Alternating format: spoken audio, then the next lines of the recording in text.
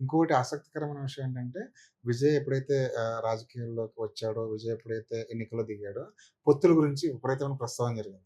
విజయ్ పొత్తు పెట్టుకుంటే బావుంటుంది అని జెప్పేసి చాలామంది సూచనలిచ్చారు. కానీ విజయ్ దాన్ని పట్టించుకోలేదు. నిజంగా పొత్తు పెట్టుకోకపోవడం, సింగిల్‌గా రావడం అన్నది విజయ్‌కి కలిసొచ్చిందా? ఖచ్చితంగా. అంటే ఫ్రెష్ ఫేస్ ఎలాంటి బ్యాగేజ్ లేదు. పాతయి ఇప్పుడు సపోజ్ కాంగ్రెస్‌తో పొత్తు పెట్టుకుంటుందని చాలా మంది అనుకున్నారు.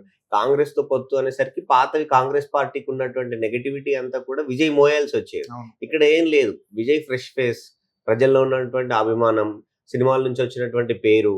సో, కొట్లాడాడు.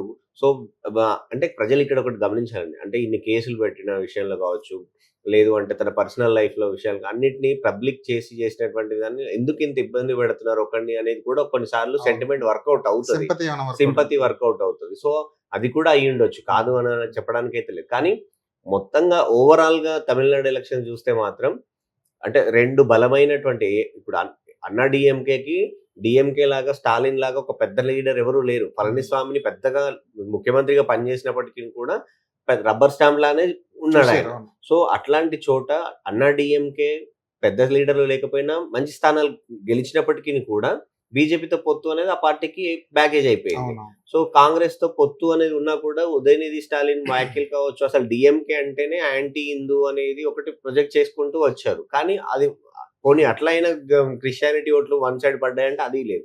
చెన్నై లాంటి సిటీస్‌లో బ జు కొన్ని పర్టిక్యులర్ ఏరియాస్‌లో డీఎంకే అనేది జీరో అయిపోయింది. దాదాపు మంత్రులు 20 మంది మంత్రులు వెనకంజలో ఉండడం అనేది అంటే ఒక వేవ్ ఉంటేనే అట్లాంటివి జరుగుతూ ఉంటాయి. అది అవునవును. స్పష్టంగా విజయ్ వేవ్ అనేది ఇక్కడ కనపడింది. అంటే పోలింగ్ శాతం కూడా విపరీతంగా పెరిగింది గదా! ఈసారి. పెరగడంతోటి నిజంగానే ఆహ్, ప్రభుత్వం మీద వ్యతిరేకత ఉందా? అన్నది ఒక పాయింట్. రెండోది విజయ్ మీద సానుకూలంగా స్పందించారు ఓటర్లంతా అన్నది 2 రకాలైన పాయింట్లు కనిపించాయి. ఏది పోలింగ్ శాతం పెరగడం వల్ల ఎవరికి లాభం ఎక్కువ జరిగిందంటారు? ఆబ్వియస్‌గా అంటే కొత్త ఓటర్లు 18, 19 ఇయర్స్ నుండి ఫస్ట్ టైమ్ ఓటేసే వాళ్ళందరూ కూడా విజయ్‌కి వన్ సైడ్ ఎలక్షన్ చేశారు అనే దానికి చాలా స్పష్టంగా కనపడుతుంది అవును. ఇక్కడ. ముందు నుంచి కూడా యూత్ అంతా విజయ్ వైపే ఉండ్రు అనేది అన్ని పార్టీలు, అందరి సర్వేలు కూడా చెప్పినాయి.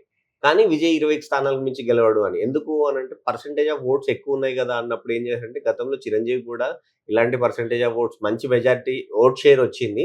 బట్ సీట్స్‌లోకి కన్వర్ట్ చేయలేకపోయారు పీఆర్‌పీని. అవును. అప్పుడు ఉన్నటువంటి అంటే 2009 టైంకి అప్పటికి ఎట్లా అంటే ఎట్లా చూసారు అంటే చిరంజీవికొచ్చినటువంటి పొలిటికల్ వేవ్ కూడా చాలా పెద్దది. హ్మ్. అంత వేవ్‌లో అంత మంచి ఓట్ షేర్ వచ్చినా కూడా అన్ని సీట్లు రాలేకపోయాయి. కానీ విజయ్‌కి అది సెట్ కాదు.